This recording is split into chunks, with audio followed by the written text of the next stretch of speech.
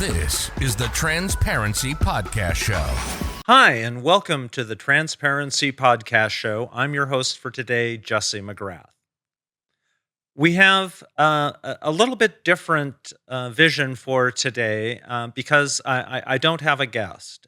Instead, what I want to do is talk to you today about an upcoming United States Supreme Court case, and that is the case of the United States versus Scrimetti. And this is a case that comes out of the state of Tennessee, and it involves gender-affirming care for minors. And this is going to be argued. The U.S. Supreme Court term started the first Monday of October, so today is the day of the start of the U.S. Supreme Court term where they're going to hear cases. And they have granted what is called certiorari for this case, which means they've agreed to hear it. And so I wanted to take a little bit of time to discuss the importance of this case and why we're here and how we got here.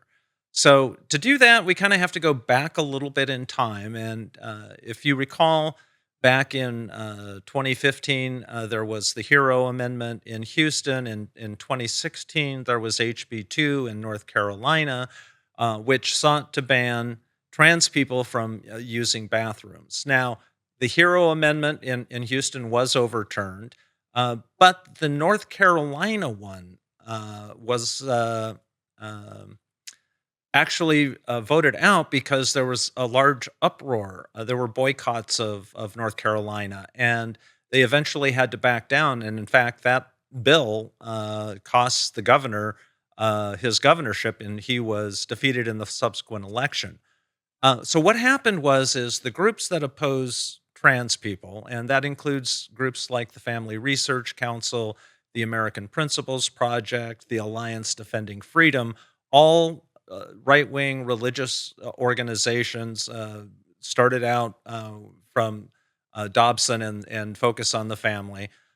So they have gotten together and have decided that attacking the adults who are trans was not something that was very effective because it cost them politically. So they decided to come after kids. And so if you look at what has transpired over the last few years, it's gone from going after everyone to focusing on trans kids because they think that's what they can do.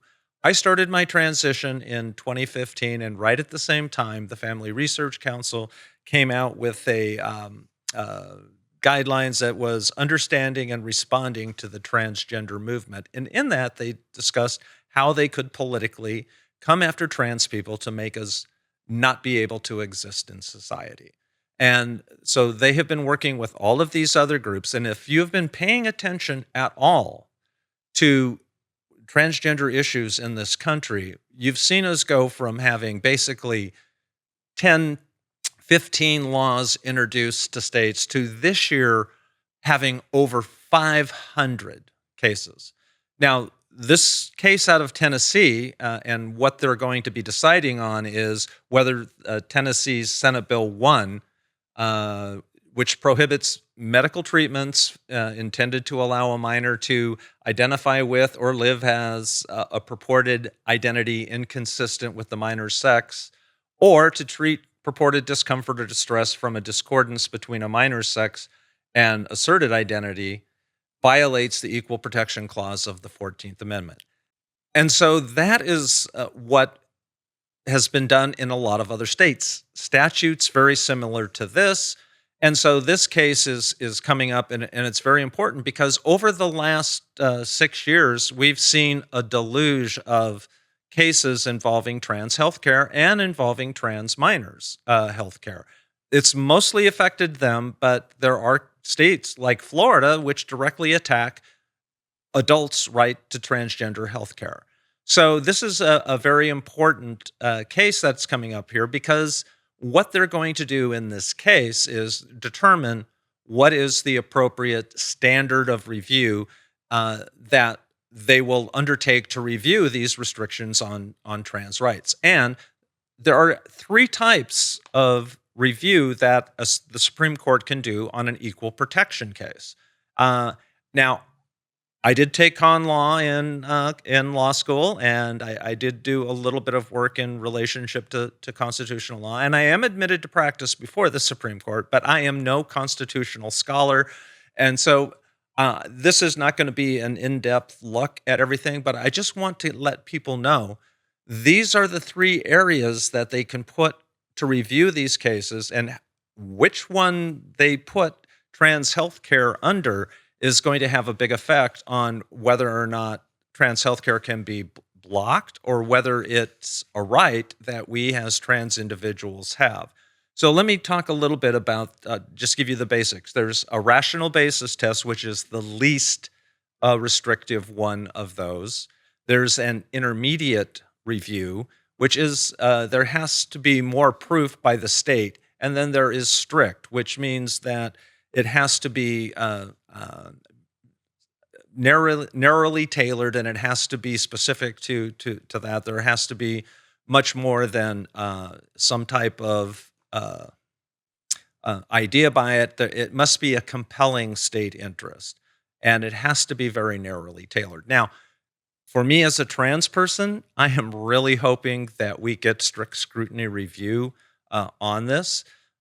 Because that is the highest level of review. But let's start with rational basis. And we have a slide that describes what this is. And it's basically a rational relationship between the disparity of treatment and some legitimate government purpose. And what's important about the rational basis is there's a presumption of constitutionality. And so we as people challenging this particular law, we have to be able to show that the legislative arrangement that they have, we have to negate every conceivable basis under which it could possibly apply, and that is a very difficult standard to come under. And so we have had some cases at the district court level, and just so everyone knows, the courts are broken up into different levels. Especially in the federal court system, there is the district court, which is the local jurisdiction.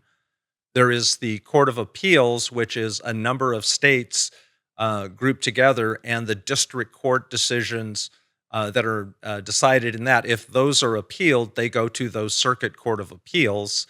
And then there is the U.S. Supreme Court. And so we have had a number of cases where they have found, even under the rational basis standard, that there is not a basis to be able to do that. And so those have been good cases, but there have been other cases where, and generally on the district court level, they have gone with an intermediate scrutiny analysis on this, and most of the time on the district court level, these laws are found to be unconstitutional and injunctions are done against them. But then it goes to the next level, which is the Court of Appeals. And so that is where the decision is made that binds all of those states. Here in California, we're in the Ninth Circuit. Where I live also in Nebraska is the Eighth Circuit. And I believe that Scrimetti is coming out of the Sixth Circuit. And when there is division between the different circuits, or it's a really compelling constitutional issue, the Supreme Court will take that up. So we have the rational basis standard, and then we have an intermediate scrutiny. Now, on the Scrimetti case, when that was reviewed by the Sixth Circuit, they held it was strictly rational basis, and they found it's perfectly fine to be able to discriminate against trans kids in gender-affirming care. And so that was taken up. Now, in other jurisdictions, there are cases pending also. Now, Scrimetti was an appeal from the preliminary injunction that was granted by the district court. In the Eighth Circuit, there is actually a case that is pending before them, which went all the way through trial, had a very excellent decision by the trial court judge, has been argued to the Eighth Circuit, and we have not yet gotten the appeal out of that. So we don't know what, I think they may be waiting until the Supreme Court comes down for the standard of review, but I think we're going to get a decision out of them before that, and we'll see if there's more of a division between the different jurisdictions. The next level is intermediate scrutiny. And intermediate scrutiny is a statutory classification that must be substantially related to an important governmental interest. And it has to be more than a merely non arbitrary or rational. It must be substantial, and it must be more than merely valid or permissible. It must be important. So, if we go under this standard, the facts of gender affirming care, um, the purported interest is protection of children, is what has been used in all of that. And that it has to be more than something that is arbitrary or rational. And in this case, they just argue that there's not enough evidence. There haven't been random clinical trials. There's a whole slew of issues that they tend to just use as justification for these. But when most of the appellate courts have reviewed it, they found that these are not substantial.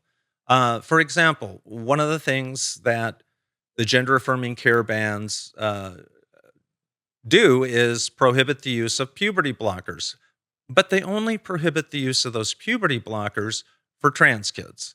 For other kids, it's perfectly permissible to do that. And so the rational basis is if it's okay for one group of kids and it's not okay for another group, it's what is that basis? And it's simply they don't like trans people. And so that's not going to be, hopefully, if it's applied correctly, will not be used to uphold those laws. And the third level is strict scrutiny. And this is the one that is the most important for us as trans folks, if we could get them to apply this. And that is that there has to be something much more important than a regular basis. It must be something that is very compelling. And it must be necessary in order to achieve the objective. And they have to decide whether there's any less discriminatory means of achieving that goal, or the law will be struck down. So this is the type of situation where it really has to be incredibly important. Now, in the past, this has been mostly used for laws on the basis of color and sometimes in sex. So whether we're going to be found to be what they call a suspect class, that is a class of individuals who are targeted for laws on a basis of discriminatory intent, which is entirely possible to make that argument for trans people, because we have been the targets of specified legislation by particular groups who are coming after us solely for the purpose of ensuring that we do not have fair and free participation in society. So there is a very good argument that we would get strict scrutiny. So I have been in the process of reviewing what are called amicus briefs. Those are also called friend of the court briefs. These are briefs that are put together by various organizations and groups to give guidance to the Supreme Court and their law clerks, who are the ones who have to read all of these, about the case and what their views are. Now, I'm privileged to be a part of two of the amicus briefs that have been submitted before the court, and so I am familiar with the contents of those. One is for the plaintiffs. There was a similar law that was passed in a neighboring state, and it's the parents of those kids, GLAAD, and various organizations, and me as part of the National Trans Bar Association. We signed on to that amicus brief and contributed to that. And I'm also on a brief that is spearheaded by the former the Transgender Legal Defense and Education Fund, TDLF, and it put together a group of individuals, including Lana Wachowski and Elliot Page, Nicole Maines, Ms. Major, Krish Moser, the triathlete, Jenny Boylan, the author, Sarah McBride, a woman who's going to become the first trans congresswoman, and I'm one of the people included on that brief. So I'm familiar with that. And in that, we talk about the benefits that we received in life from gender affirming care. So, but there is a whole list of a whole bunch of other ones, and I have been in the and so this is just, there's 3 or 4 pages of these briefs, and they are very lengthy and long. But I am going through the process of reviewing all those, and I hope to be able to, before the argument date is announced, be able to come back and describe what I think the Supreme Court might do on this case based on these briefs.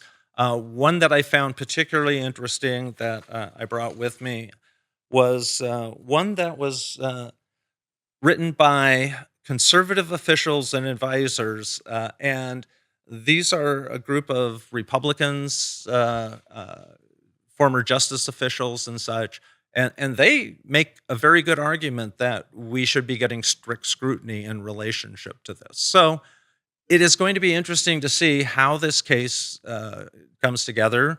I've looked at the opening briefs, and I'm going to read the reply briefs and all of these amicus briefs to get a really good idea on what it's going to look like. And so I will hopefully come back and do that. I'm also planning on going to attend the oral argument. As a member of the U.S. Supreme Court Bar, I can get admittance in to watch the hearing, and I fully intend to go back to D.C. once that date is announced. So we've got a lot of things coming up, and there's going to be a lot of angst in the community, and there already is, because this is probably, as a trans person, the most important U.S. Supreme Court case that we've had since the case involving Title VII, where they struck down laws prohibiting employment discrimination on the basis of trans status. So I found online, there's a handy-dandy little chart that you can use here, what level is needed, what the state interest has to be, and the relationship to that. So you can get a little bird's eye kind of overview of what the strategy or what the scrutiny levels are for each of these levels. And hopefully we're going to get the one that will give us the most protections, because this truly is the most important Supreme Court case for our existence. Because if they come down with a rational basis decision on the 14th Amendment and equal protection, we lose. And the states will be able to do things like take away our identity documents that have previously been issued. There are states that are in the process of doing that now. So if you have lawfully changed your gender marker on your state driver's license, they want to reverse that. I believe the state of Texas is in the process of looking, and they're going to send out new IDs so that individuals who have changed it and like me have female on their driver's license, they will send it and send it back with the incorrect gender marker on there. So that's why this case is so important, is because it's going to determine, what is the legitimate state interest in doing that. If they just say, well, we want to have accurate historical documents, they're not going to look into that to see whether that's based on a discriminatory basis or whether that's just, truly a record-keeping issue. Because we all know it's not truly a record-keeping issue. It's a control issue. It's a way to out trans people and subject them to public ridicule and hatred. And so this is extremely important that we get the correct level of review. And I'm going to look at this very closely, and I hope to get back to you. So if you like what you hear on the Transparency Podcast Show and you want to see more stories like this and the other stories that we do, hit the like and subscribe button and join us as part of the Transparency Podcast Show family.